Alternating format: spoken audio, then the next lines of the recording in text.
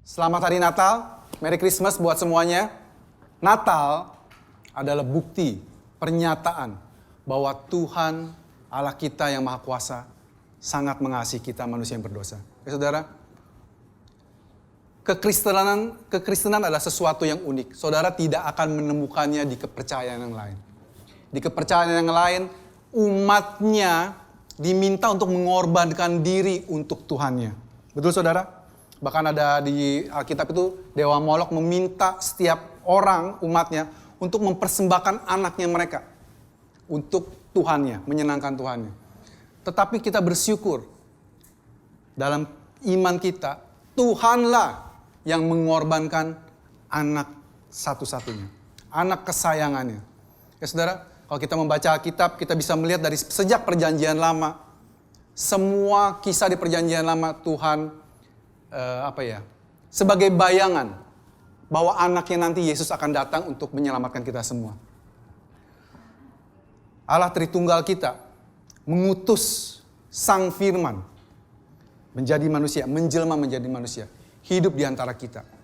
Pertanyaannya saudara, kenapa Tuhan perlu menjadi manusia? Ya saudara, karena manusialah yang berdosa dan selama berabad-abad di perjanjian lama, bangsa Israel dosanya diampuni, ditutupi dengan korban darah binatang. Tetapi harus manusia yang menebus dosa manusia. Saudara tadi diingatkan, minggu lalu diingatkan oleh Pastor Pedri bahwa Yesaya 9 ayat 5 ya, telah lahir. Hari ini telah lahir bagimu seorang juru selamat. Lambang pemerintahan ada di atas bahunya. Kabar baik saat ini di bulan Desember ini diberitakan di seluruh dunia saudara. Buat teman-teman yang ada pengalaman di luar negeri, saya bersyukur pernah punya pengalaman beberapa tahun di Jepang, sekitar 25 tahun yang lalu. Di negara yang tidak percaya, mayoritas tidak percaya kepada Tuhan, mereka sangat menikmati Natal. Meriah di mana-mana. Terlepas mereka ngerti atau tidak ngertinya tentang Natal, mereka enjoy, mereka celebrate Natal. Dan saudara, kita percaya itu tidak sia-sia. Itu adalah teaser bahwa ada kegembiraan, ada sukacita waktu Natal. Buat orang-orang yang curious, khususnya di zaman sekarang ini, saya percaya Tuhan berbicara secara langsung kepada mereka. Kenapa sih orang-orang itu bersukacita saat Natal? Saudara kita juga diingatkan, tugas kita adalah memberitakan Injil ya saudara.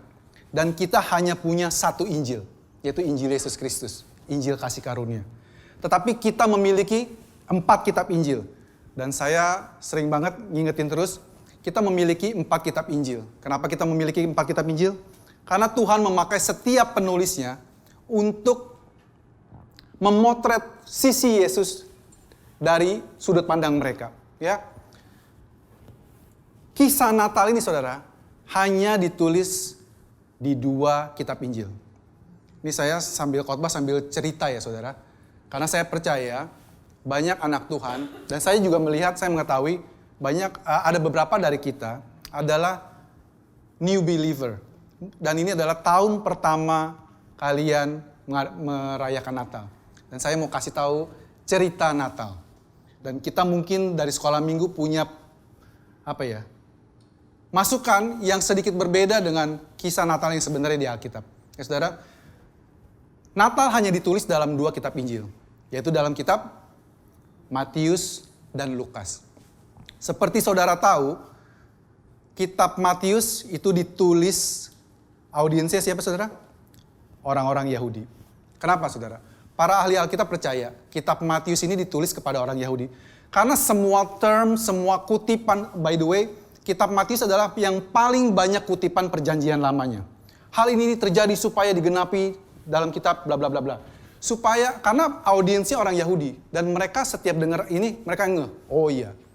Beda dengan Lukas, saudara. Lukas ini ditulis hanya untuk kepada satu orang. Kalau saudara baca Lukas 1, ditulis kepada Theophilus yang mulia. Jadi Lukas ini, by the way juga Lukas adalah satu-satunya dari 3 penulis kitab Injil yang bukan orang Yahudi. Lukas adalah orang Yunani. Dan beberapa bulan ini saya sangat senang baca Injil Lukas. Kenapa? Karena Injil Lukas itu punya kekhususan yang akan sangat nyambung dengan saudara dan saya. Ya saudara, Dan di luar sana banyak pengajar-pengajar sesat yang sayangnya kadang-kadang dari kekristenan sendiri punya pandangan lain tentang Tuhan kita. Ya, ada yang kita percaya dengan Tuhan Tritunggal, saudara ya. 3 pribadi tetapi satu esensi. Ya, Allah Bapa, Anak, Sang Firman ya, dan Roh Kudus. Dan semua bidat akan hancur waktu mereka mengutip-ngutip ayat dari Perjanjian Baru, dari Injil maksudnya.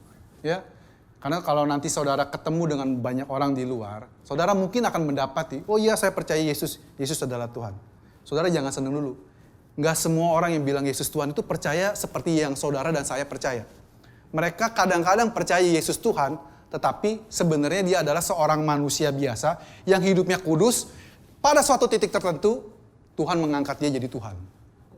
Ada loh begitu, saudara mungkin nggak pernah dengar ya. Ternyata ada. Ya, jadi waktu saudara ketemu orang percaya Yesus Tuhan, yes percaya. Ya, saksi Yehova juga begitu. Dia percaya Yesus itu Tuhan, tapi Tuhan kecil. Ada Tuhan yang besar, ya saudara. Tetapi intinya saudara, kalau kita terus baca firman Tuhan dan kami para pastor di sini ingin memberikan landasan yang firm buat kalian semua. Bahwa kita punya Allah Tritunggal, ya saudara. Dan salah satu dari pribadi itu, Sang Firman menjelma menjadi manusia. Untuk hidup di tengah kita, untuk mengalami hidup sebagai manusia. Dan by the way saudara, kalau kita Filipi bilang, dia mengosongkan dirinya. Tuhan itu betul-betul mengosongkan dirinya saudara.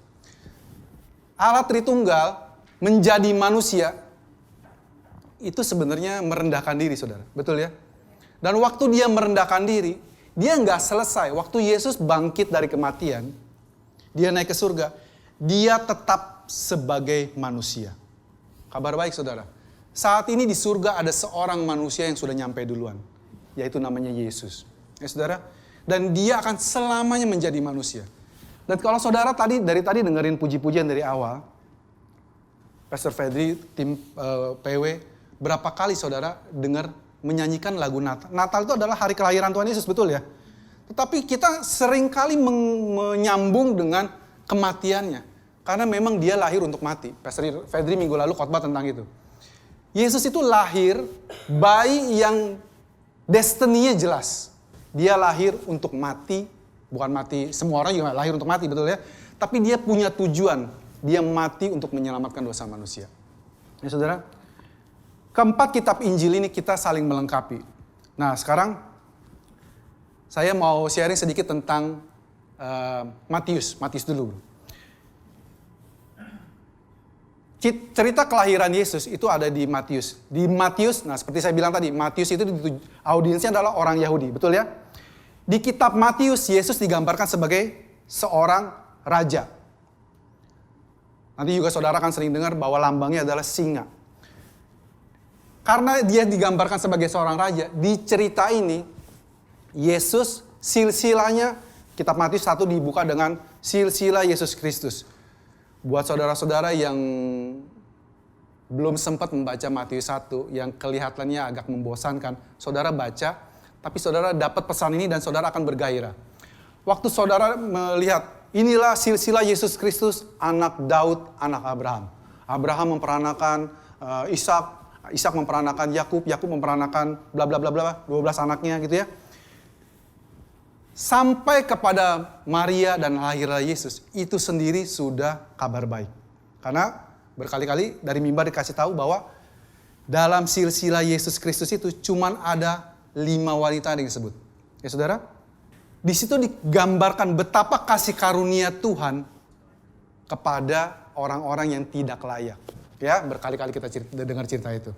Oke, terus karena digambarkan sebagai raja, di cerita Matius ini ada cerita tentang orang Majus yang mendatangi rumahnya Yusuf Maria waktu Yesus sudah sekitar baby ya, berumur beberapa bulan. Kalau saudara, dulu saya kecil, entah saya lupa, saya nonton dari TV kah, dengar cerita di gereja lain kah, atau bahkan di gereja saya sendiri dulu, cerita waktu Yesus lahir di palungan, datang gembala. Terus gak berapa lama datang 3 orang Majus membawa 3 persembahan. Betul ya? Itu sangat nempel di otaknya kita. Tetapi pagi ini kita mau beresin. Tahun lalu Pastor Yudi juga sudah mengingatkan, cerita ini tidak kronologikal. Ya saudara, yang benar adalah waktu Yesus lahir pertama kali di kitab Lukas. Jadi kita bukanya dari Lukas, di Lukas 2. Ya. Kabar baik itu, kita baca ya, Lukas 2 ayat 10-12. Lalu kata malaikat itu kepada mereka ini adalah para gembala. Jangan takut, sebab sesungguhnya aku memberitakan kabarmu kesukaan besar untuk seluruh bangsa. Saudara, Yesus lahir itu bukan eksklusif untuk hanya orang Israel. Yesus itu lahir untuk seluruh bangsa, saudara. Yang awalnya memang Yesus datang khusus untuk orang Yahudi. Karena Tuhan memiliki perjanjian dengan Abraham. Itulah tujuannya kitab Matius ditulis ya saudara. Hari ini telah lahir bagimu juru selamat, yaitu Kristus Tuhan di kota Daud. Dan inilah tandanya bagimu, kamu akan menjumpai seorang bayi dibungkus dengan lampin dan terbaring dalam palungan. Saudara, waktu Yesus lahir ke dunia ini di kota Bethlehem yang sepi, di kandang yang hina, lahir ditaruh di palungan. By the way, kalau saudara ngelihat palungan di Israel, palungan zaman dulu, bukanlah terbuat dari kayu, ya saudara. Karena yang dari kayu itu adalah adatnya Western, ya saudara. Yang dari Yahudi itu biasanya terbuat dari batu. Batu yang dipapas, diceruk. Jadi kalau kita mah kayak cobek, tapi dia bentuknya manjang, ya, dari batu. Dan bentuk palungannya itu sangat mirip dengan kuburan zamannya Yesus yang terbuat dari batu, ya. Jadi dan dibungkus oleh kain lampin. Waktu Yesus mati juga Yesus dibungkus kain lampin.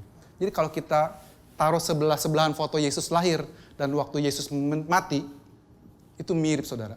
Sama-sama seseorang yang dibungkus kain lampin di atas batu. Ya saudara, kabar baik itu diberitakan bukan kepada Raja Herodes. Tidak diberitakan kepada pembesar-pembesar, orang-orang kaya, orang-orang terpandang, bangsawan. Tetapi diberitakan kepada gembala. Saudara, konteks perjanjian baru pada zamannya Yesus. Gembala itu bukanlah pekerjaan yang elit. Ya saudara, bahkan di antara mereka, dalam masyarakat saat itu, gembala itu adalah salah satu pekerjaan yang paling, paling ampas. Maaf kalau di sini ada, saya nggak kasih contoh lah, takut ada yang tersinggung. Ya. Kalau pekerjaan kalian dianggap tidak signifikan bagi masyarakat, ini pekerjaan orang nggak berpendidikan, kerjaan yang nggak penting. Salah satu contoh nyata bahwa pekerjaan gembala nggak penting siapa saudara? Raja Daud. Waktu Nabi Samuel dapat firman dari Tuhan, kamu pergi ke rumah Isai, kamu akan mengurapi salah satu anaknya menjadi raja. Waktu Isai disamperin, bro, saya di sini diutus Tuhan untuk mengurapi salah satu anak kamu menjadi raja. Isai, wah mantap, gitu kan? Lalu dia panggil anak-anaknya ada 7.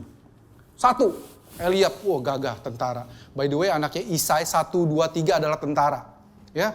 Jadi tegap-tegap. Waktu 1 keluar, Samuel langsung kagum. Pasti ini nih, ganteng gagah ya, kayak Bro Dion gitu ya. Wah ganteng gagah tegap, ini cocok jadi raja, gitu. Karena raja saat itu adalah Saul. Tinggi besar, ganteng ya. Tapi Tuhan bilang, bukan yang ini. Manusia melihat rupa, tapi Tuhan melihat hati. Bukan, next. Isai bawa anak keduanya. Bawa anak ketiganya. Semua sampai 7. Selesai semua. Habis stoknya. Terus kata Samuel, bukan semuanya. Kamu yakin anak kamu semuanya udah sini? Iya, kata bapaknya. Masih ada 1 lagi. Tapi dia menggembalakan domba. Anak paling sekya, paling kecil. Nggak masuk hitungan. Ya, mukanya kemerah-merahan gitu ya. Cute banget. Tapi buat bapaknya sendiri, Daud tidak masuk hitungan. Ya saudara, mungkin saudara mengalami ini dalam hidup saudara. Saudara sedang berusaha ngapa-ngapain, tapi orang tidak memperhitungkan saudara. Jangankan orang di luar, di keluarga sendiri, memandang sebelah mata Anda, ya. Saya nggak ngerti kenapa istilahnya memandang sebelah mata ya. Memandang sebelah mata. Tetapi saudara, Tuhan melihat hati.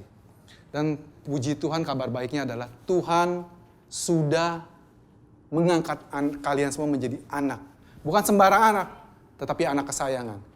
Di kayu salib, Yesus melepaskan haknya sebagai anak. Dia teriak, Eli, Eli, lama sabatani. Gitu kan. Pertama kalinya dia berteriak, Allahku, Allahku. Karena seumur hidup Yesus selalu bilang, Bapakku, Bapakku, Bapakku. Kenapa saudara? Supaya posisi dia sebagai anak kesayangan. This is my beloved son. Diberikan kepada kita. Dan sekarang kita, saudara dan saya, dipanggil Tuhan, you are my beloved. Bambang, you are my beloved. Ya, Tari, you are my beloved. Di salib, Yesus menukar segalanya. Ya, saudara. Tapi posisi gembala ini, saudara, dianggap sebelah mata. Tetapi kenapa Tuhan memilih menyampaikan kabar baik ini kepada kepada gembala? Yaitu saudara, di Alkitab itu banyak cerita yang doesn't make sense. Tetapi itu sebenarnya menunjukkan kepada kita betapa Tuhan mengasihi kita orang-orang yang terpinggirkan. Ya, saudara, hari ini tema khotbahnya adalah Good News for the Marginals. Kabar baik buat orang-orang yang terpinggirkan. Ya saudara. Kabar baik ini diberitakan kepada gembala. Kenapa saudara tadi saya bilang, di zaman itu kalau ada kesaksian dari seorang gembala, itu nggak dianggap. Pak, saya lapor. Tadi saya melihat ada sini nih. Oke, kerjaan apa? Gembala. Oke, next. Cari 2-3 orang lagi untuk meyakinkan laporan ini. Nggak dipercaya saudara. By the way, di zamannya Yesus, gembala dan perempuan juga statusnya kurang lebih sama. Di perjanjian lama itu perempuan itu tidak masuk hitungan, saudara. Makanya kalau nama-nama anak, semua yang dicatat laki-laki semua. Walaupun ada anak perempuannya. Seringkali dipandang insignificant. Ya saudara. Tetapi waktu kabar baik, waktu saudara baca Injil, Matius, Markus, Lukas, dan Yohanes, saudara bisa melihat Yesus berapa kali mengangkat status wanita. Yesus sengaja berbicara kepada seorang wanita di Samaria. Yesus berapa kali membiarkan dirinya diurapi seorang berdosa, wanita berdosa. Ya saudara, itu Yesusnya kita saudara. Itu Tuhannya kita. Ya, kita sering bilang Tuhan adalah Tuhan yang kasih.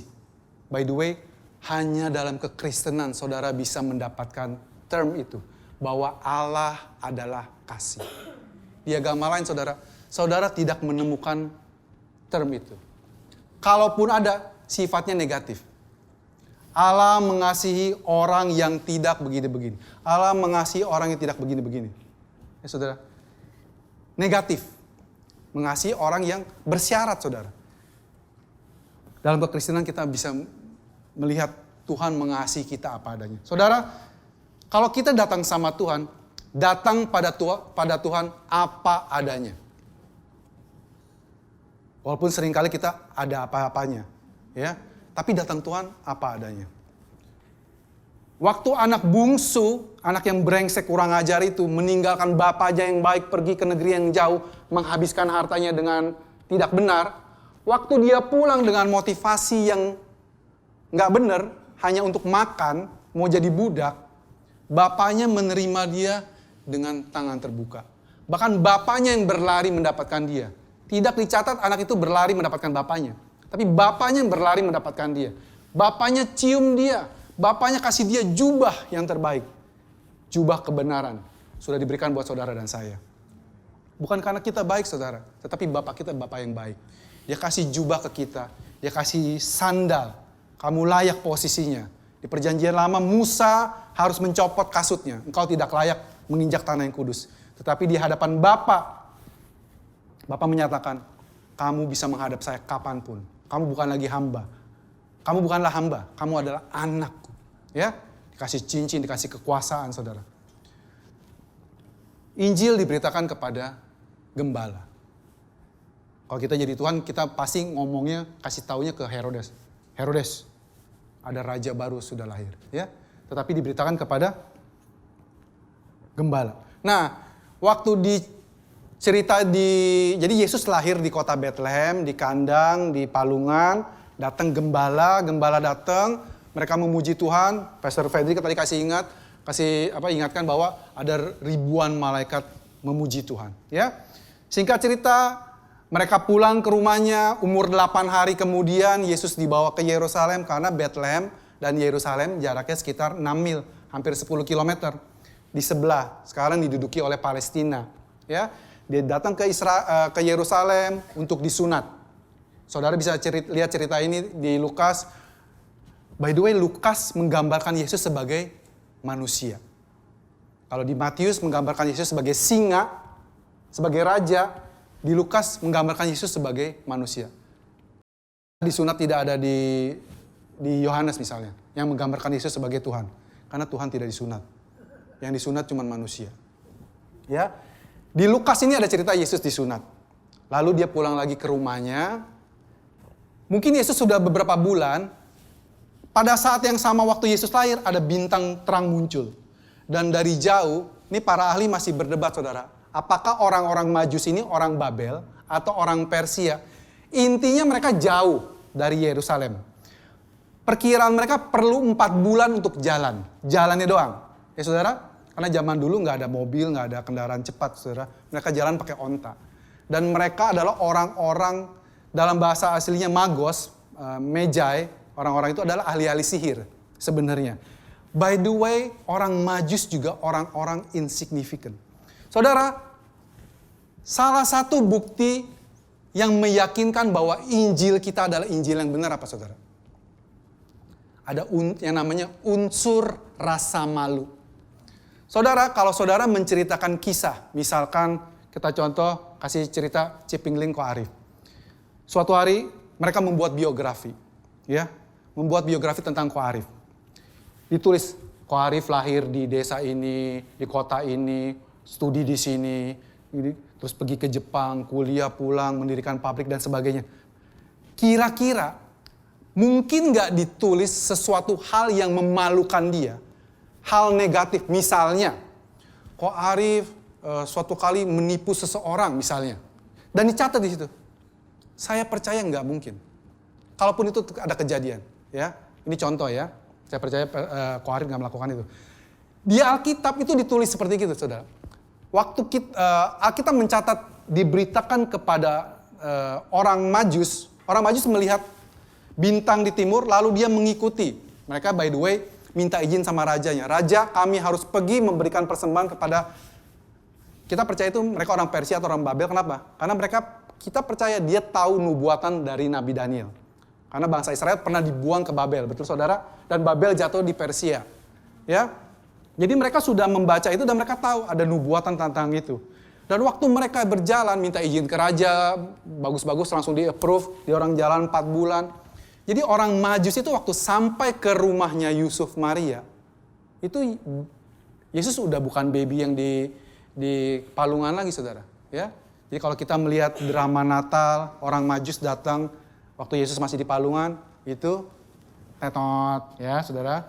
Ya. Jadi Yesus sudah beberapa bulan.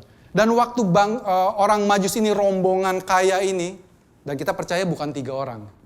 Kita sebutnya 3 orang karena persembahannya ada tiga, betul ya? Kita percaya ini rombongan besar. Karena rombongan orang kaya memberikan persembahan kepada raja. Ya. Waktu dia sampai di Israel, saudara bayangkan zaman dulu kurang lebih 2000 tahun yang lalu, itu listrik nggak ada. Dan waktu mereka melihat dari jauh, kira-kira kota apa yang paling terang dekat situ? Yerusalem. Dunia itu selalu melihat ke yang kelihatannya glamor. Ya saudara? Yang enak-enak. Jadi orang Majus pun nyampernya ke Yerusalem. Sampai sono, permisi numpang nanya, di mana raja yang baru lahir itu? Ya, kedengarannya sama Herodes, raja yang incumbent saat itu. What? Seorang raja yang baru lahir. Saudara, kata-kata ini aja sebenarnya sudah menarik. Tidak ada seorang raja yang baru lahir. Betul? Sekarang ini di Inggris yang jadi raja adalah Raja Charles. Ya, dia punya anak namanya William.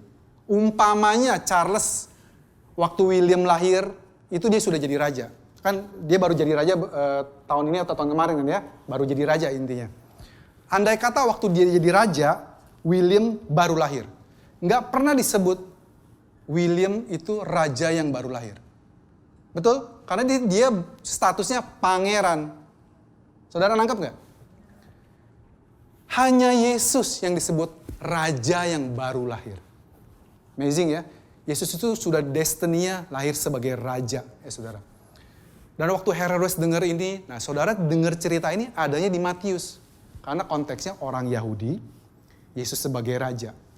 Dan Herodes bilang, oh, dia nggak tahu by the way Herodes. Karena Herodes itu, buat sekedar kalian tahu, Herodes itu bukan orang Yahudi. Herodes itu bapaknya orang Edom, mamanya itu orang Mesir kalau nggak salah. Intinya dia bukan orang Yahudi. Itulah kenapa orang Yahudi nggak terima dia sebagai raja. Ini raja boneka. Ya, dia bertanya kepada ahli-ahli kitab. Bro, di mana Sang Mesias akan lahir? Oh, dari kitab Mika. Hai Bethlehem, sekali-kali kamu bukan kota yang kecil. Ya, saudara tahu Alkitab. Tapi iblis bisa pakai pengetahuan saudara jadi error. Di zaman sekarang ini 2023 yang seperti saya bilang tadi, banyak anak-anak Tuhan, saya bener gak pakai kata-kata ini ya, anak-anak Tuhan ya. Karena mereka tuh jadi error, saking pinternya. Tadinya mereka percaya bahwa Yesus adalah Tuhan dan Juru Selamat. Satu pribadi dari 3 pribadi Tritunggal. Tetapi tiba-tiba karena kejeniusan mereka berbilang, yang tadi itu, Yesus itu manusia biasa, hidupnya holy, kudus. Sampai pada suatu titik, Tuhan menyatakan, inilah anakku yang kukasihi, kepadanya aku berkenan. Di saat itulah Yesus diangkat menjadi Tuhan, katanya. Ya. Tetapi, para penasihat ini bilang di kota Bethlehem. Akhirnya, Herodes bilang sama orang Majus, tolong kasih tahu ya, kamu ke kota Bethlehem, cari di sana. Nanti kalau kamu ketemu, pulang kasih tahu saya karena saya juga mau memberikan persembahan. Bagus ya saudara? Tetapi kita tahu sebenarnya Herodes mau bunuh anak itu. Kalau saudara belajar sejarah tentang Herodes, Herodes ini raja yang parno.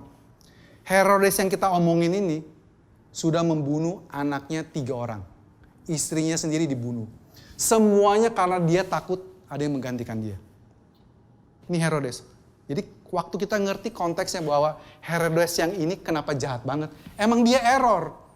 Dia itu sangat takut posisi dia itu direbut bahkan oleh anaknya sendiri. Yang satu dibunuh lagi kecil, yang 2 itu dibunuh setelah pulang kuliah. Dia kuliah di Itali, pulang pinter, ganteng, gagah. Rakyat suka, dia takut dibunuh dua-duanya. Ya saudara, istrinya marah, dituduh selingkuh sama pamannya, disikat semua orang-orang di sekeliling dia. Ya. Singkat cerita, orang Majus sampai ke rumahnya tadi memberikan persembahan emas, mur, dan kemenyan kepada keluarganya Yusuf. Ya, supaya apa saudara? Perlu kalian ketahui Yusuf dan Maria itu adalah keluarga yang miskin. Kalau saudara dengar ini, kita terenyuh saudara. Tuhan yang Maha Kuasa, pencipta langit bumi dengan semua kekayaannya. Waktu dia memilih menjadi manusia, dia memilihnya dari keluarga yang miskin. Saya percaya saudara, banyak orang, banyak perempuan yang hidupnya baik-baik, bukan hanya Maria. Betul saudara? Tetapi Tuhan memilih lahir dari keluarga miskin. Tahu dari mana miskin? Karena waktu Yusuf dan Maria memberikan persembahan ke bait Allah, persembahan itu adalah burung, bukannya sapi, bukannya domba, tetapi burung. Khusus buat orang-orang gak punya. Ya saudara? Dan waktu orang Majus datang memberikan persembahan emas, mur dan kemenyan, ini adalah properti yang sangat mahal saat itu. Ya, liquid, bisa dijual. Ya. Dan setelah dikasih tahu, setelah dipersembahkan, mereka dapat mimpi dari malaikat bilang, kamu pulang pakai jalan lain. Jangan balik ke Yerusalem, jangan kasih tahu Herodes. Ya, saudara? Jadi mereka pulang lewat jalan lain. Dan Yusuf diperingatkan dalam mimpi untuk membawa anak ini pergi ke Mesir. Ngungsi, karena mau dibunuh oleh Herodes. Orang miskin bisa pergi ke luar negeri nggak, bro, sis? Nggak bisa, bokeh.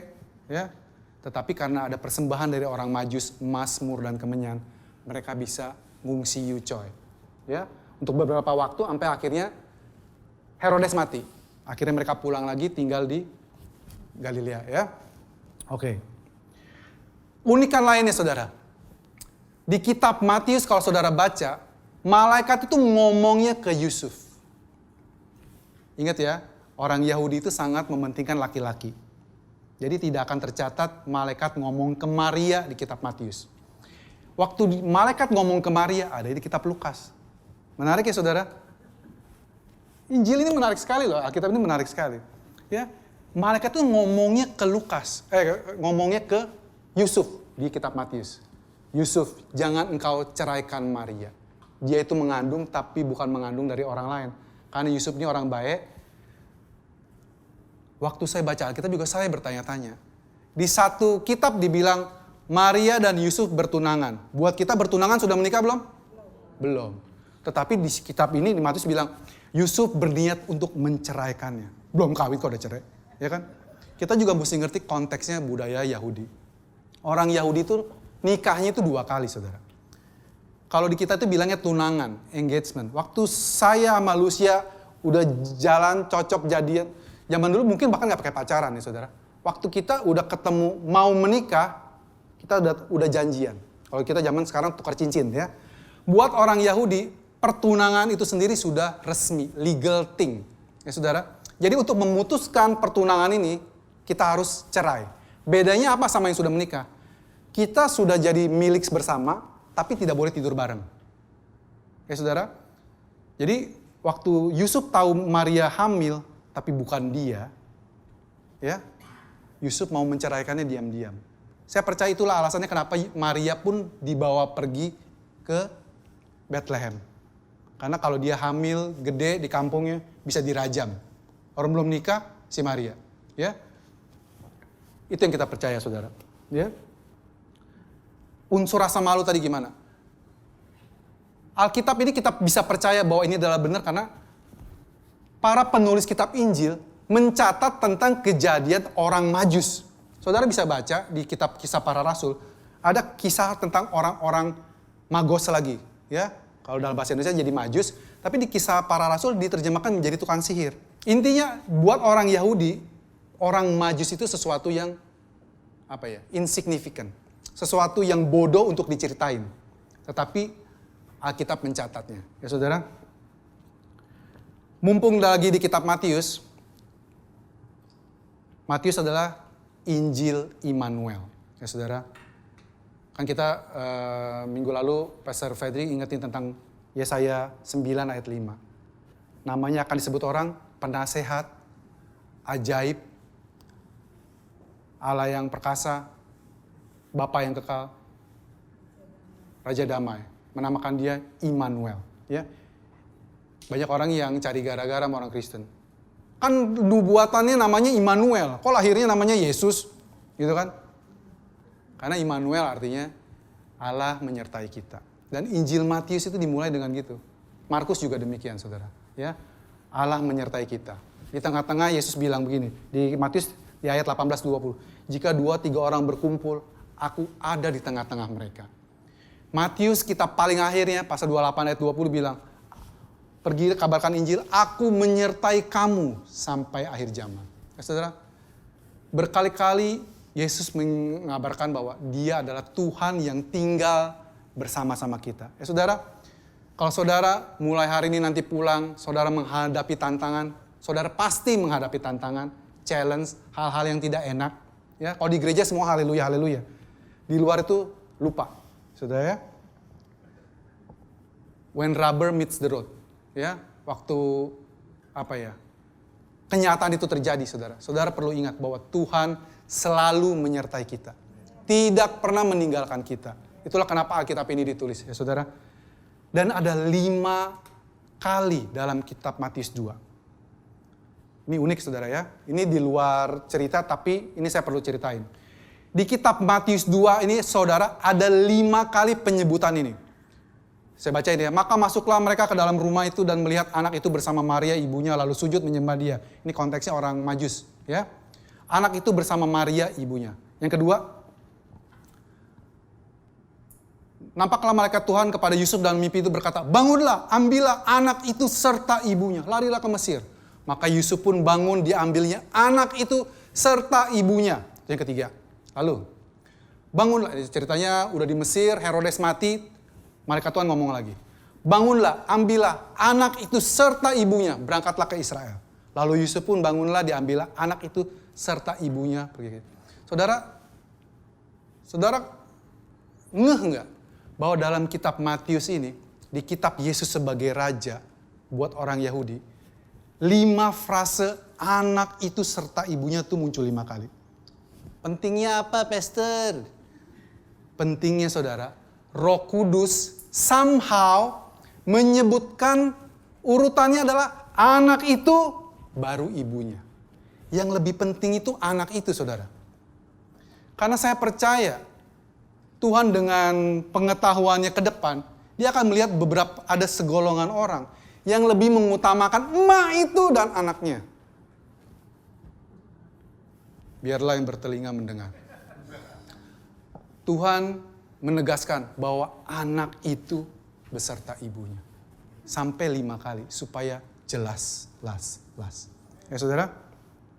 Nah sekarang Lukas. Lukas seperti saya bilang tadi ditulis oleh seorang Yunani kepada Theophilus.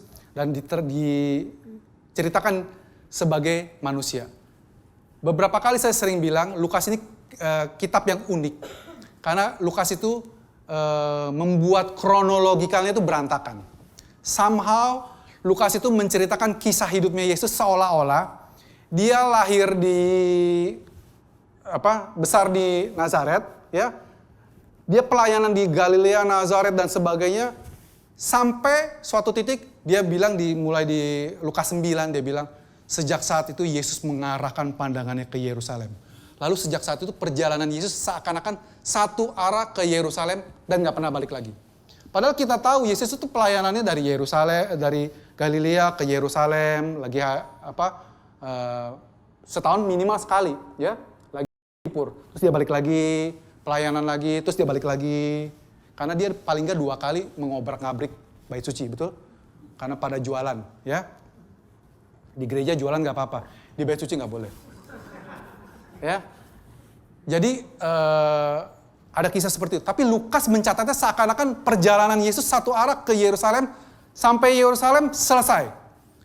Dan saudara mungkin tahu bahwa Lukas adalah juga penulis kisah para rasul. Jadi fokusnya Lukas waktu dia nulis adalah Yerusalem. Dan waktu dia memulai Lukas 2 yaitu kisah para rasul, dimulai dari Yerusalem.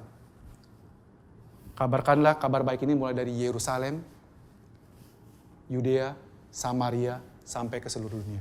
Fokusnya dari Yerusalem. Dan Lukas adalah penulis kisah para rasul. Dia menceritakan pertobatannya Paulus terutama, ya, jagoan di perjanjian barunya, tokoh utama di perjanjian baru, ya. Dan saya percaya Lukas itu tahu sampai akhir hidupnya Paulus. Paulus itu by the way dihukum mati waktu di kota Roma, ya. Sebenarnya Lukas tahu, tapi Lukas tidak pernah menulis ending hidupnya Paulus. Kenapa? Karena fokus Lukas adalah Injil sampai bahkan ke pusat dunia Gentiles kafir saat itu, yaitu Roma. Injil sudah sampai ke Roma dan itu tujuannya dia. Mulai dari Yerusalem sampai ke ujung dunia. Ya saudara, itu keunikannya Lukas. Nah, waktu di Matius, silsilah Yesus dimulai dari Abraham, Daud sampai ke Yusuf. Di kitab Lukas, silsilahnya dibalik. Mulai dari Maria mamanya, naik ke atas, ujungnya sampai ke Adam. Ya saudara? Terus, seperti saya bilang tadi, di kitab Lukas lah malaikat ngomongnya ke Maria. Hai kamu wanita yang mendapat kasih karunia Tuhan. Ya, malaikat gak pernah bilang, hai kamu wanita yang paling tinggi dari semua wanita. Enggak. Kamu adalah wanita yang mendapat kasih karunia Tuhan. Ya. Kabar baik juga diberitakan kepada gembala adanya di kitab Lukas. Ya, saudara. Di kitab Lukas, kita dimulainya dengan cerita sepasang, which is keluarganya Maria juga, sepupunya yang namanya Elizabeth. Elizabeth menikah dengan Zakaria.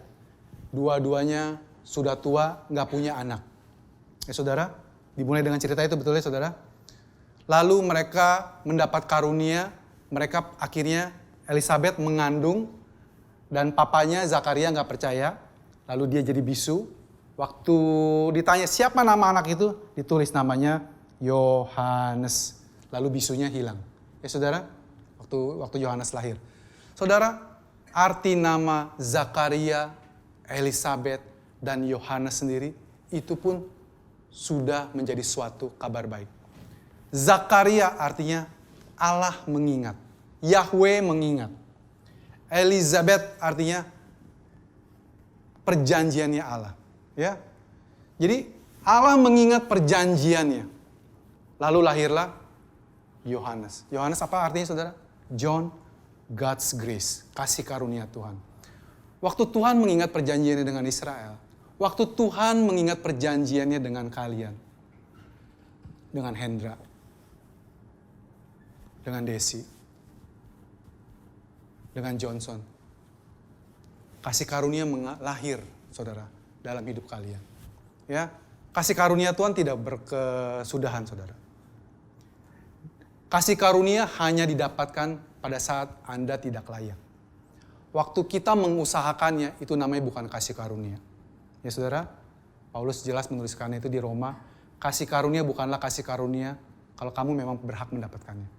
Tapi waktu kamu dapat sesuatu yang baik, yang mestinya kamu tidak dapat, itu adalah kasih karunia. Ya saudara. Saudara, ada satu ayat di Perjanjian Lama di Yesaya 7 ayat 14. Ini sering dikutip waktu Natal. Ayat yang terkenal selain Yesaya 9 ayat 5 tadi. Sebab itu Tuhan sendirilah yang akan memberikan kepadamu suatu pertanda. Ini tentang kelahirannya Maria ya. Kelahiran Yesus. Sesungguhnya seorang perempuan muda mengandung dan akan melahirkan seorang anak laki-laki. Dan ia akan menamakan dia Immanuel. Saudara sering dengar ayat ini betul? Dan sayangnya dalam perjanjian baru diterjemahkan sebagai apa? Seorang perempuan muda. Coba kita lihat dalam bahasa Inggrisnya. Therefore the Lord himself shall give you a sign. Behold, a virgin shall conceive. Seorang perawan, saudara. Jadi kita juga dengar ini dari Singapura, Pastor. Bahwa di ayat sini dalam bahasa Ibrani adalah Almah. Seorang perempuan yang namanya Almah. Jadi para ahli Alkitab, saudara, itu menerjemahkan Almah menjadi perempuan muda. Sedangkan seorang perawan, menurut beberapa orang, kata yang sebenarnya adalah betulah. Mungkin saudara pernah dengar ya, betulah. Tapi sebenarnya itu terbalik, saudara. Terbalik. Oke, buktinya apa? Di perjanjian lama, saudara, kata Alma itu 7 kali disebutkan. Saudara bisa catat, 7 kali disebutkan. Dan setiap disebutkan, itu konteksnya adalah seorang perempuan. By the way, itu nggak salah 100%, saudara. Alma dan Betula adalah sama-sama artinya adalah seorang perempuan muda dan juga bisa virgin. Bisa dua-duanya. Tetapi yang mau saya tekankan adalah Alma itu sudah pasti seorang perawan. Sedangkan kalau kata Betula itu harus dikasih keterangan bahwa ketemu seorang gadis. Contohnya si siapa? Rebeka. Seorang gadis muda, seorang perawan yang belum pernah berhubungan sebelumnya. Ya saudara, jadi yang mau saya sampaikan adalah seorang virgin, seorang perawan benar-benar melahirkan Yesus. Nah, apa pentingnya Yesus lahir dari seorang perawan, saudara? Saudara bisa Google, ya. Ini sesuatu yang saya nggak ngerti sebelumnya, sebelum saya dengar kabar baik ini. Laki-laki dan perempuan kalau berhubungan, yang menentukan jenis kelaminnya itu adalah laki-laki atau perempuan, saudara? Si bapak atau si mama? Papa. Ini udah jadi pengetahuan umum ya saudara. Seorang suami dan istri kalau punya anak dapatnya perempuan mulu. Itu yang disalahin sebenarnya bapaknya. Karena kromosom X dan Y, si perempuan itu hanya menghasilkan kromosom X. Si laki-laki yang bisa menghasilkan Y dan X. Kalau dia bapaknya keluar X juga, anaknya jadi perempuan. Kalau bapaknya keluar Y, jadinya laki-laki. Ya saudara? Nah, waktu Maria hamil, siapa yang menghamili dia? Wah, saudara cerita tentang ini, tentang Maria dihamili. Ya, itu di luar sana tuh heboh. Ya, nggak mungkin dan sebagainya ya. Saudara, kucing kawin sama kucing, anaknya jadi anak kucing. Anjing sama anjing, keluar anaknya anjing. Kalau Tuhan punya anak, kalau Tuhan punya bapak, siapa bapaknya? Kurang lebih begitulah ya, bodoh-bodohannya.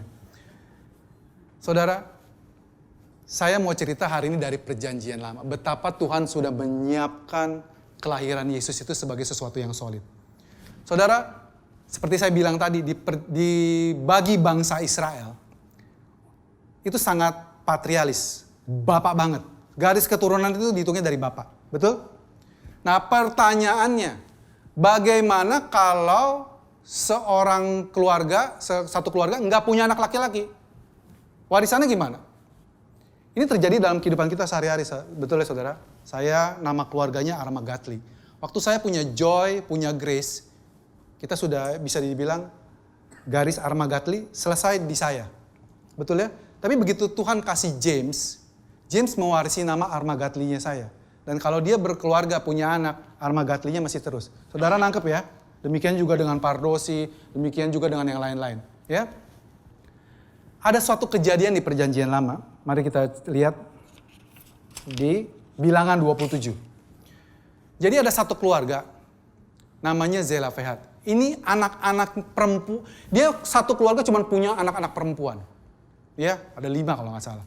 Jadi dia datang sama Musa. Musa, ayah kami telah mati di padang gurun. Walaupun ia tidak termasuk dalam kumpulan yang bersepakat melawan Tuhan. Ke dalam kumpulan Korah. Tetapi ia telah mati karena dosanya sendiri. Dan ia tidak mempunyai anak laki-laki.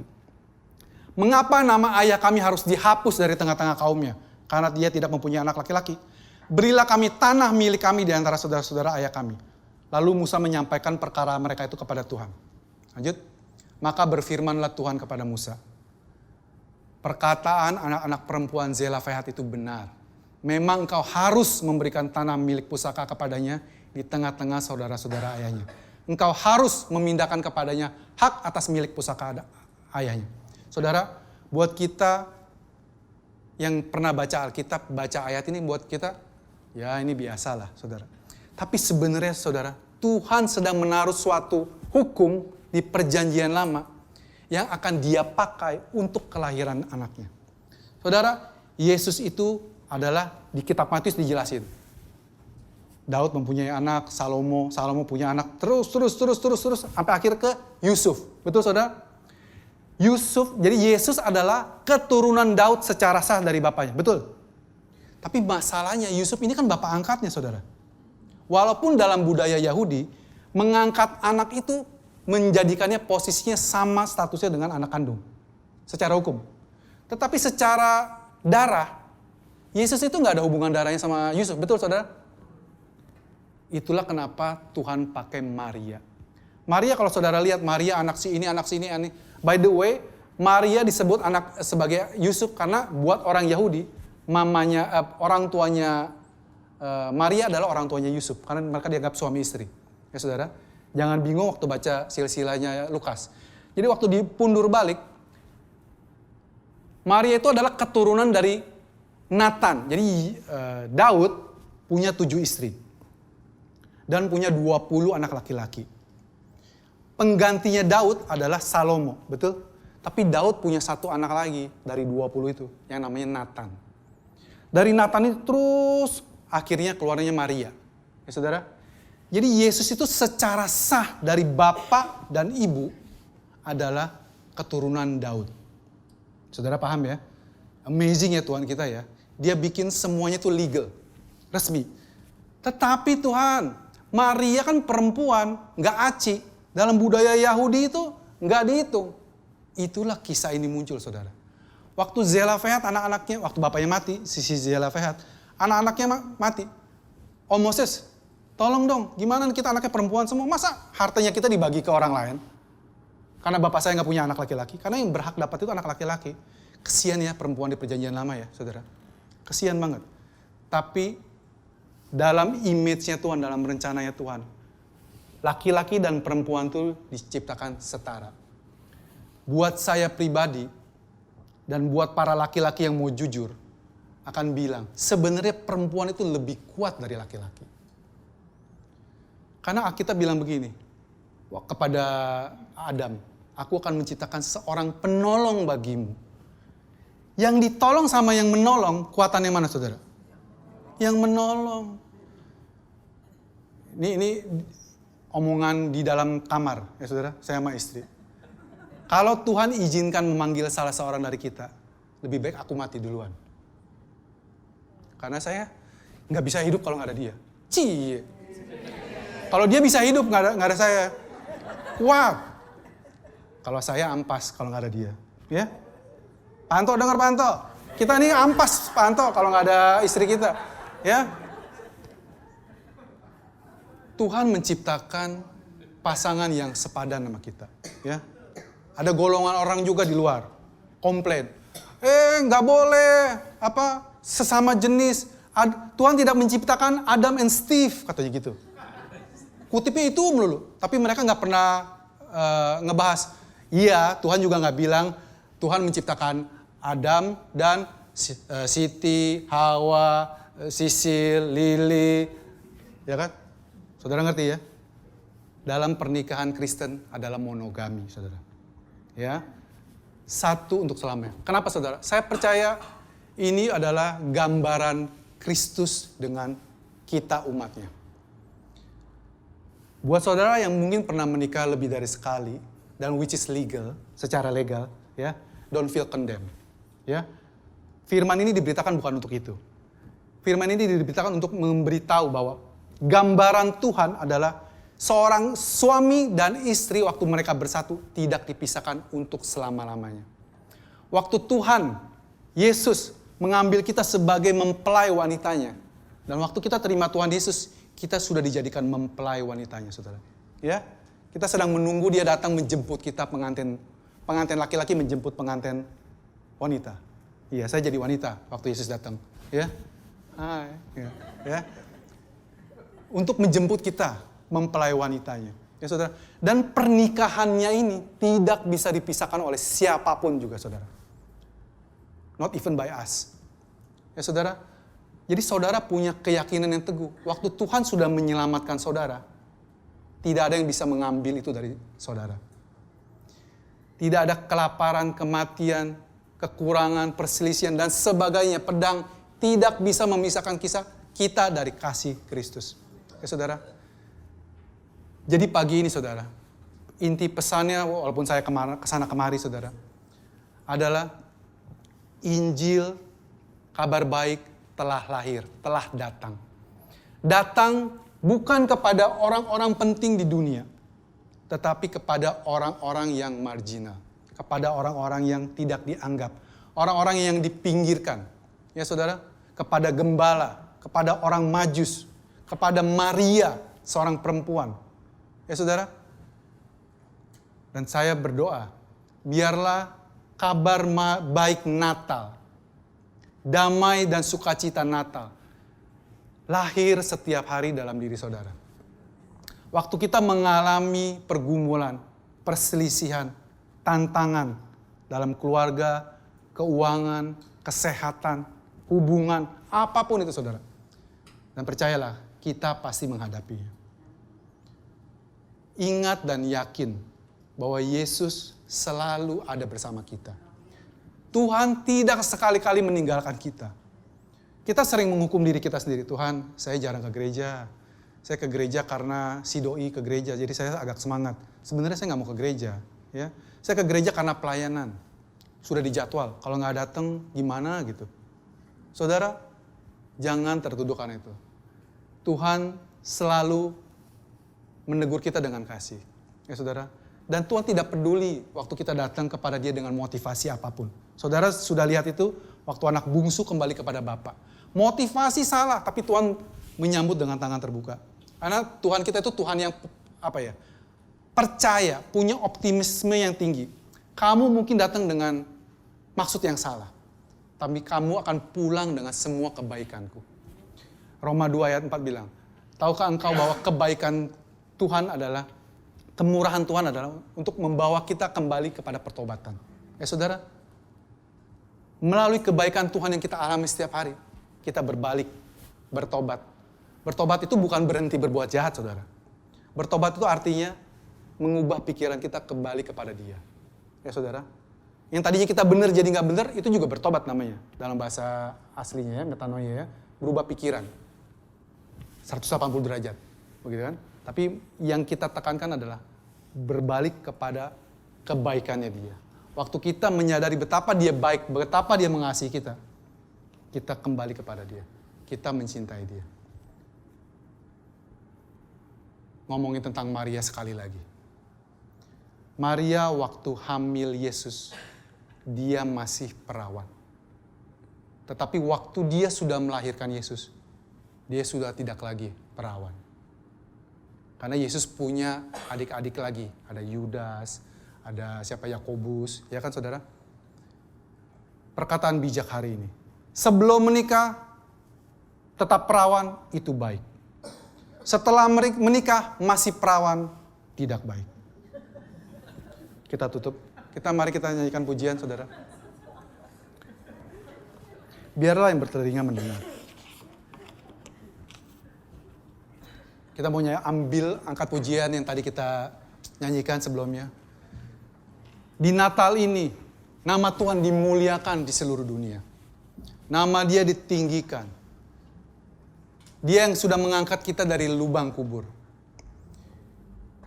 Kita semua sebenarnya sampah. Tapi Yeremia bilang, semua kesalehan kami bagaikan kain kotor di hadapanmu. Kalau itu kesalehan kita dan buat Tuhan adalah kain kotor, gimana dosa-dosa kita, saudara? Tapi puji Tuhan, fokusnya Tuhan adalah menyatakan kebaikannya kepada kita. Dan melalui kebaikannya, kita kembali kepada Dia. Dan kita menyadari bahwa kita adalah orang-orang, anak-anak yang disayangi Tuhan.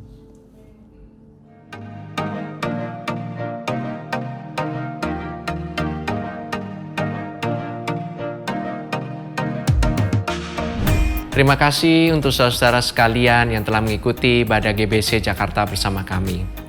Kami berharap saudara sekalian diberkati dan disegarkan oleh firman Tuhan yang telah disampaikan pada hari ini. Pastikan saudara mensubscribe channel YouTube kami dan ikuti terus update dan informasi GBC Jakarta di akun resmi media sosial kami di bawah ini. Shalom, Tuhan berkati.